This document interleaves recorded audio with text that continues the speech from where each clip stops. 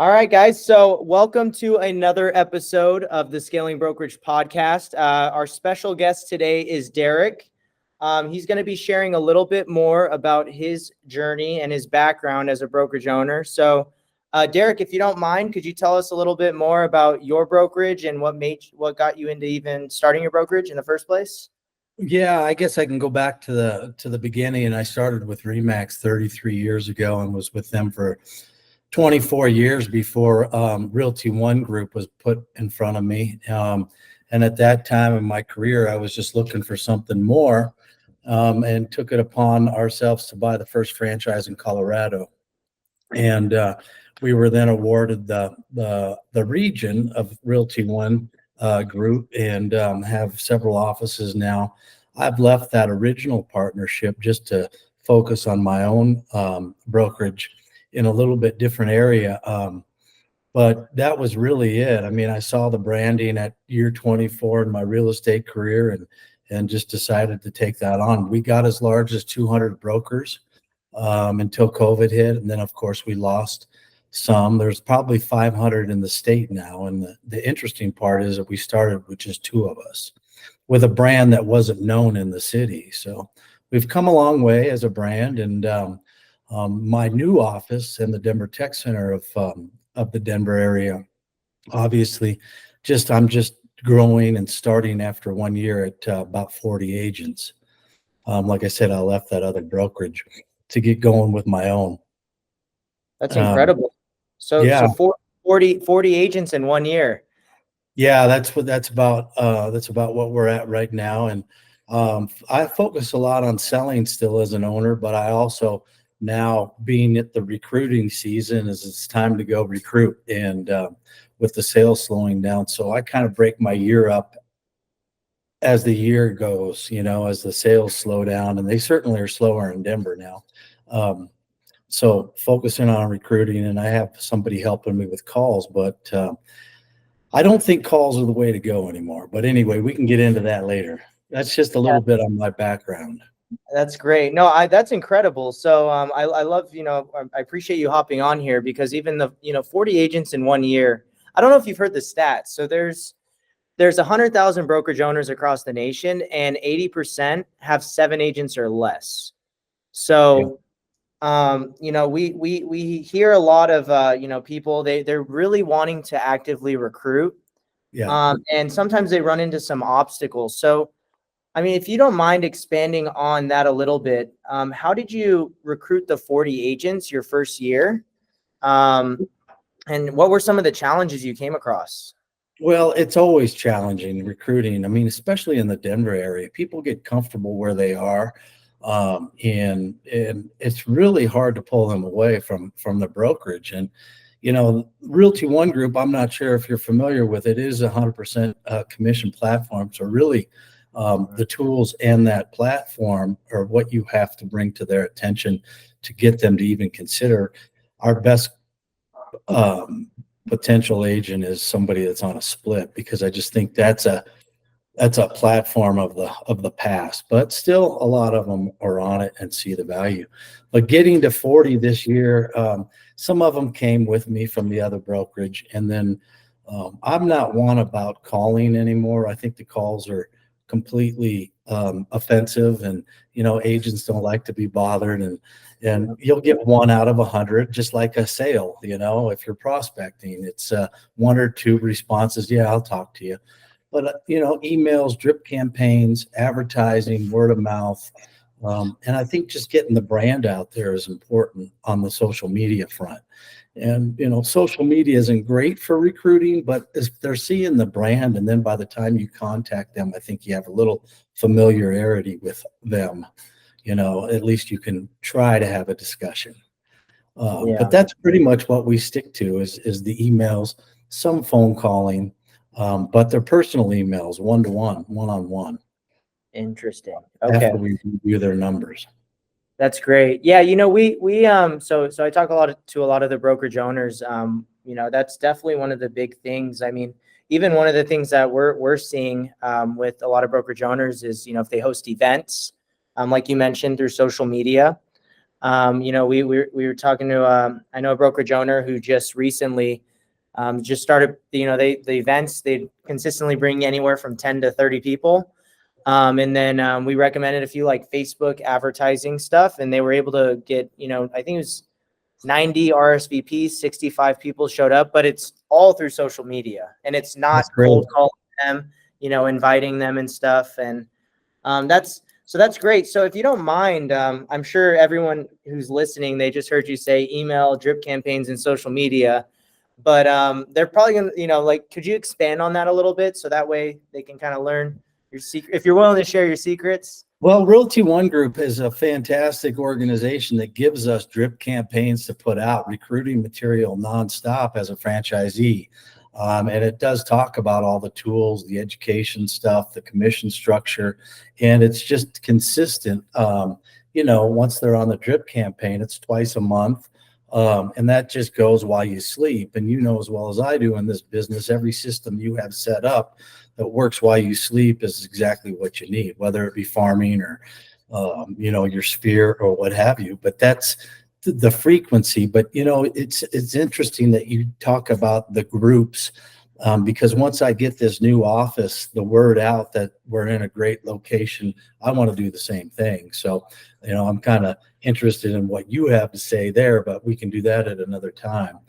That's the way to go. Have a nice event, maybe cocktail hour, have people come 10 to 20 at a time, and put out a presentation and let them see the great office, right?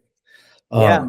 And that's the way that I've been going about it, is just the drip campaigns, and I could share the pieces. I wasn't prepared to do that today, but it's just a constant message of our luxury brand. It's a constant message of our programs, our support, and how much money really we'll be keeping in their pocket is really our angle. I don't know the other brokerages and what they're doing. I think that's important going into the time with the commissions being in question, and keeping more money in the agent's pocket. I mean, I can't even believe some of the people and what they are paying, but on the other hand, what they're not paying to get them away from that, because I'm not the cheapest one in town. But I'm not the most expensive. So really you have to sell them on services and tools. Yeah. I find it very hard to get agents to look at, they want to know you have the tools, but once they join, they don't use the tools. So the coaching aspect of it is very important. And my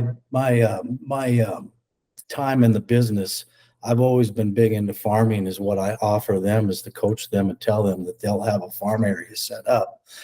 Because you can work your sphere, but I feel that the farming and the prospecting in a certain neighborhood is 50% of your business, at least. If not, could be more than that, if you do it properly. And I find that 75% of the agents that I talk to have they don't even know how to get started farming. So that's really an angle that I try to coach them up on and mentor them. That's great. So you help them start farming and everything. That's actually something I kind of want to expand on too, because, as I have these calls with brokerage owners, I feel like one of the biggest neglected things is having that unique value proposition and how to actually stand out. Because you mentioned the splits, you're competing with people who are probably offering even less, even though it's a 100% model, they find ways to offer less. And so what do you do to stand out right now, to represent your unique value proposition? Because 40 agents in 1 year, you got something special there. Yeah, and I'm hoping. I mean, at this time next year, I won't sleep unless I'm at 100. So I've got a big year cut out. But I meet with them one-on-one as soon as they inquire. I try to get it set up within a day or two. And really, what I do is take the personal approach. And of course, the first question is, do you provide leads, out of their mouth? And I don't. I do have lead sources. I could give them leads and charge them 50%. But what I like to do is focus on them and say, look, if anything ever happens to me, your leads are gone and so is your business. So what I want to teach you to do is the fundamentals of real estate. And that is to focus on your sphere, to get all your systems set up so they work for you at night, even your direct mail and your farming, prospecting, but to help you build your business the way that it should be built, so that you don't have to rely on me charging you 50% for the leads, because you only have to do 50% of the deal to make 50% of the business to make the same amount of money if you're getting that business yourself. So I try to take that completely out of the equation. And if an owner doesn't have the you know, the experience in farming and the business that I've been fortunate enough to do, then maybe somebody in their company does that would be willing to help them mentor or mentee the newer agents. Doesn't even need to be a newer agent though, because a lot of the agents that have 10 years under their belt don't farm and don't prospect. They just want their phone to ring. Yeah. You know? Yeah, I actually just had a conversation with another brokerage owner, and he was talking about it. He really likes he said, it was a good quote. It was, I look for the willing, not the able. So if he finds a new agent that's willing, that's usually, they're not stuck in their old ways or expect people to be calling them. So a lot of times it actually becomes a, better outcome for both the broker and the agent. I feel like for those newer agents, you'll know when you're meeting with them if they start getting pumped up about getting their own business and having a farm area, getting results out of that. Usually 7 months to a year is what it takes of an investment, and I'm talking 100 homes, so it's not that expensive, maybe 200 at the most. So that's where I see the excitement in these people, and if they don't have the excitement, then I think that you kind of stay away, and you can look at their production too. You know who you're dealing with, to really gear in on them. But I love to see and again, out of who we recruit, I think only 2 out of 10 will take me up on the farming. And then every year they'll say, hey, let's get that going. And I'll say, I'm ready when you are. And then another year goes by. Yeah. I just said it to one of my agents after 6 years. I said, if you would have started this 6 years ago, your production would have been double this year. And I really believe that. So it does come down to a coaching and the personal touch, I think, of the broker too. But keeping them happy and retention is a whole nother thing.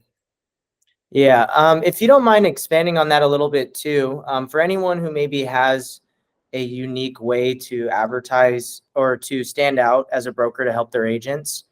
Maybe it's not farming, but maybe it's, calling expireds for sell by owners, whatever it is. How do you recommend they go about laying out their coaching plan to making sure that they're seeing what they're teaching is actually providing results for their agents? Well, we do have a tracking plan, and we get together. My door's up on Monday morning for anybody that wants to show up. I'm there.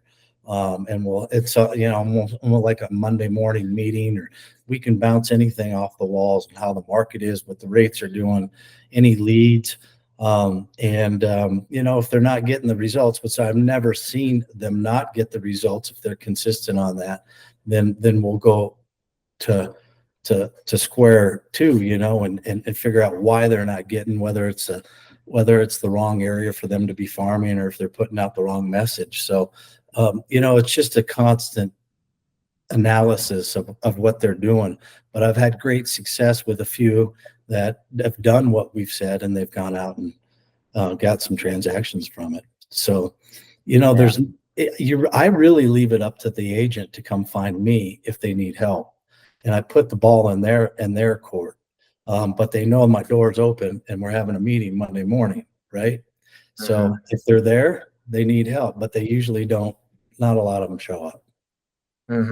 Yeah, I feel like it's like that across the board. When we talk to brokerage owners, I even worked at a brokerage for over 4 years now, as like a director of marketing. And, with over 200 agents, you'll get maybe 40, 50 people to show up at most when it comes to a to sales meeting. Yeah. So, but that's great. So you get them with the farming, and I'm sure you probably advertise that across your social medias and stuff. Is that one of the ways that you attract agents kind of through the success of the farming, or what does that look like?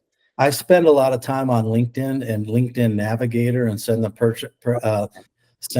message that way. And then once I have them as a connection on Navigator, and then the personal emails will start kicking in and saying, what are you doing to increase your business this year? Did you know we offer coaching?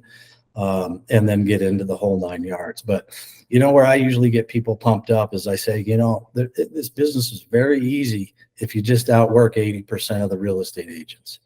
There's 33,000 agents in Denver, 17,000 of them did one transaction or more. So 16,000 didn't do a transaction last year.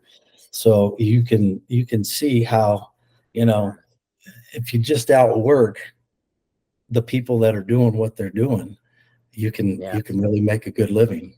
I've been 100% commission my whole career, and that's what I try to push is, work harder than the next guy. Absolutely. Yeah, that's great. So the LinkedIn Navigator, are you using like an automated system for anyone who's maybe looking to get it? Or are you manually messaging them through? You're manually messaging? Okay.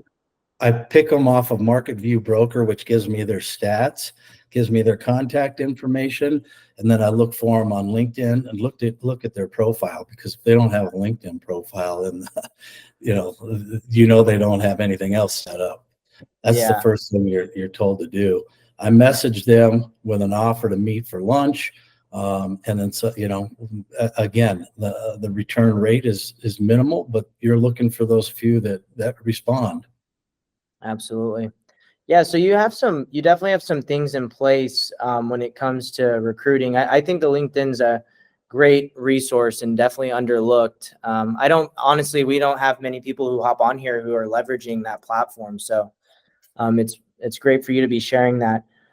So are you leveraging any other agent attraction? Because I know you mentioned you want to get to 100 agents. Is that next year or is that this year? In the next 12 months. I got to get to 50 by the end of the year, which I think that we'll do. I've got a lot in the pipeline.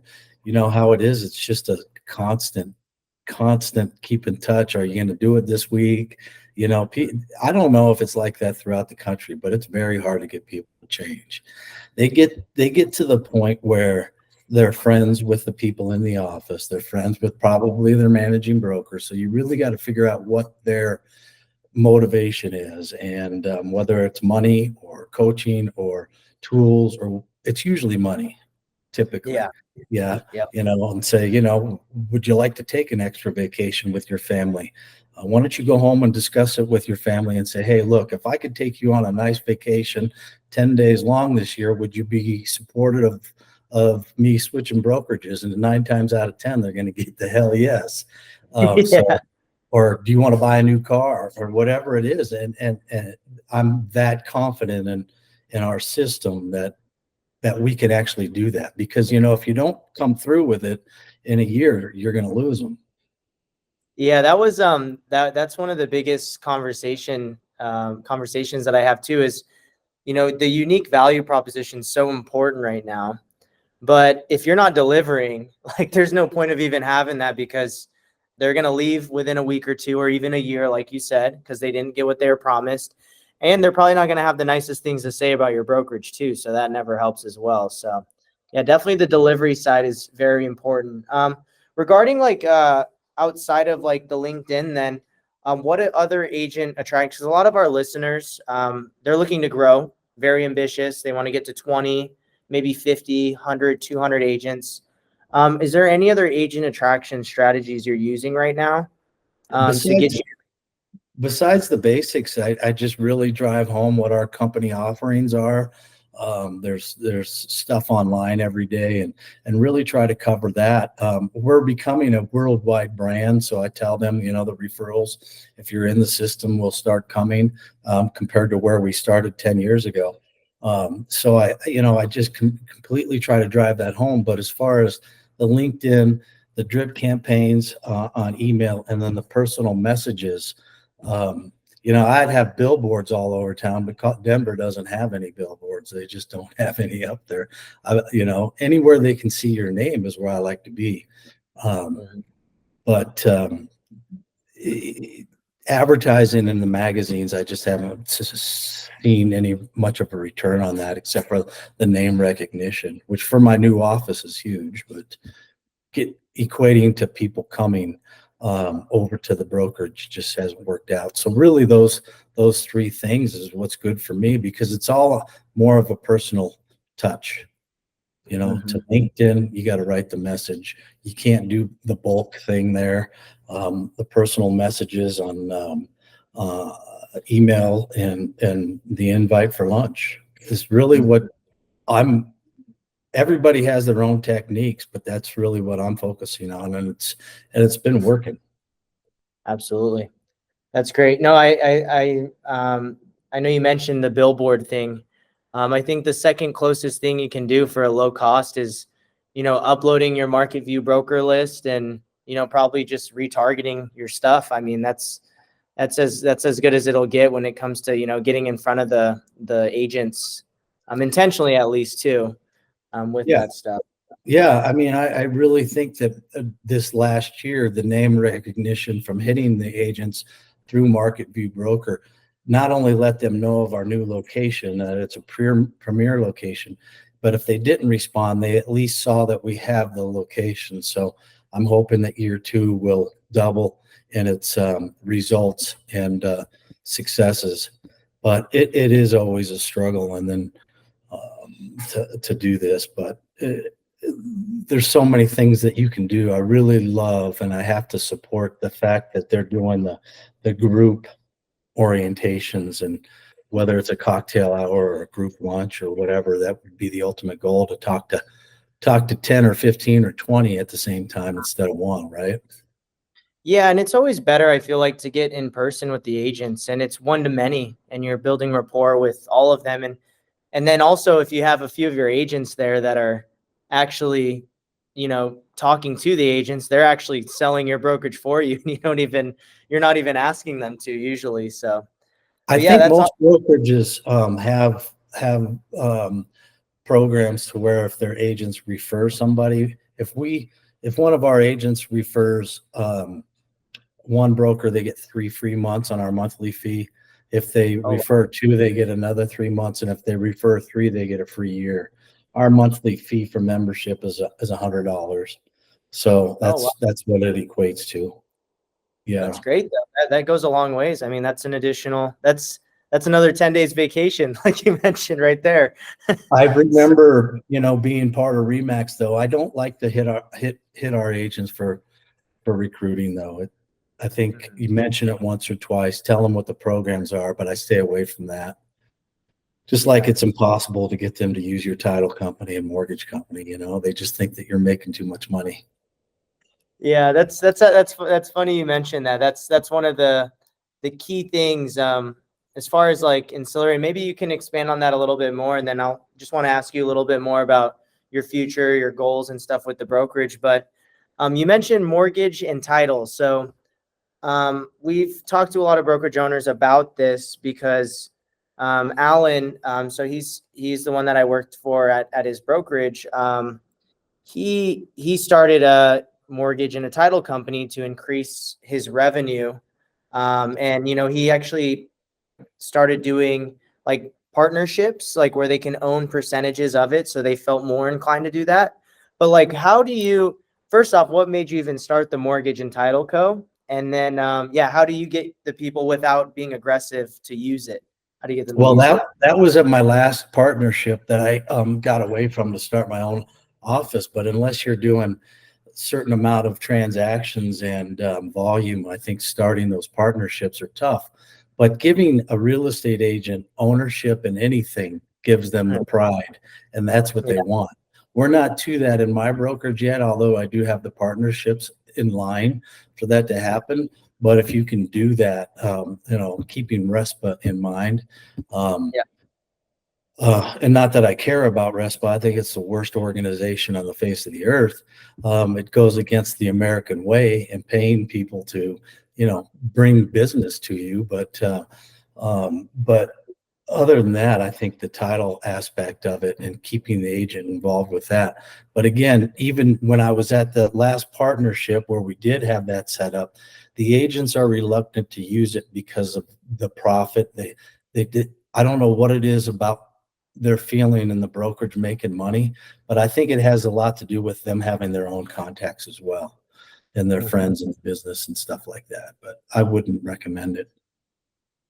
Yeah. Okay. It's a Appreciate whole nother Yeah. animal. Yeah, I appreciate the insight on that. Okay, awesome. So if you don't mind, then you said you want to get to, what is it, 100 agents, you said, by Yeah. the end of the This, next 12 months? yeah. Yeah, tell us a little bit more, like, where do you see your brokerage going? And how do you plan to stay ahead of the curve, with competition and everything right now? It's easy for me. It's the same rule. I got to outwork everybody. I got to put the time into the recruiting, which everybody puts second or third. And I think that I'm ahead of the brokerages for the most part, and many of them that have maybe a better name, or a more luxury name. But again, the hard work will prove to be successful, and that's all I stick to. That's what I learned 30 years ago plus in real estate, and I'm just going to outwork and do the work each and every day. And I think I'll get there with it. Absolutely. I And don't just think it's any harder than that. It's not rocket science. It's contacts equals meetings. And if you're doing the time, you'll get the meetings. Yeah, and a lot of for any of the brokerage owners listening too, I think one of the biggest things is usually brokerage owners, they've had a very successful real estate business before they became a brokerage owner.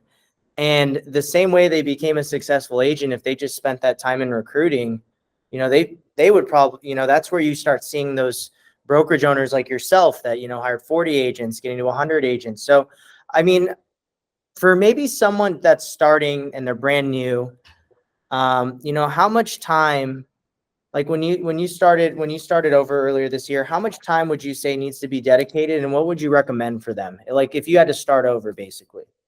Right now, if I'm putting a 90 minutes a day into direct contacts and messages, that's all I need to feel productive and get those 1 to 2 responses a day. I think that's a consistent number. I know you've got other things to do. I certainly do, still selling and running the brokerage and mopping the floors and keeping the refrigerator stocked with beer. But at the same time, I think at 90 minutes a day, if you just do it consistently, it's going to happen. And it's the same rule in life, no matter what it is, whether it's the gym, whether it's a hobby you want to do. It's the same principle as I used to get my real estate business to where it went. And it's just to do the work. One of the most resonated things I saw it on actually Instagram is that all your hopes and dreams are hiding in the work that you're avoiding. And I think that just says it all, because nobody likes to do the work on recruiting, as far as I know. And if you just do it, it's going to happen.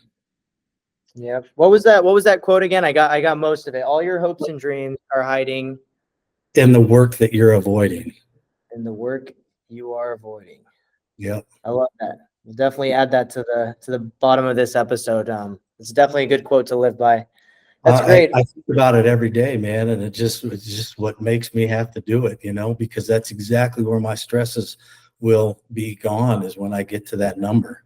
I don't know that 100 is the magic number. It could be 75, but that's when I don't have to worry so much. Gotcha. And if you don't mind sharing with the listeners too, what's the reason behind 75 or 100? What made you decide to go with those ones specifically? Or around that area? I have a higher goal, but I wanted to keep it within reach, because the one that's out of reach, I think, will frustrate you if you don't reach something in between. The real number is 200, but I wanted to keep it realistic and keep it in small pieces, so I actually feel like I'm getting somewhere. The market's not helping either, because there's more people getting out of the business than they are moving, I think. But if you just stay focused on that one thing, I don't think there's any way that it can't happen with our platform and our name and certainly location. So if you have a good package, just do the work. And I would love to see, how everybody else is faring too, because it is not easy. And why I wanted to open a brokerage is just to do something more and maybe pay back what I learned. Because I think it can be a great business. I really do, but you really have to coach these people up. You got to get them out of bed first. But once they do that, then I think that you can really coach them. And I mean, raising a family and on 100% commission is not an easy task. You got to keep the numbers coming. Yeah, absolutely. Yeah. Well, Derek, any last minute advice for any brokerage owners that are listening right now? No, but I would love to tune in to who else you're meeting with. I'm always wanting to learn, and hopefully I gave you something that is worth something. I'm still learning myself, but that's about it.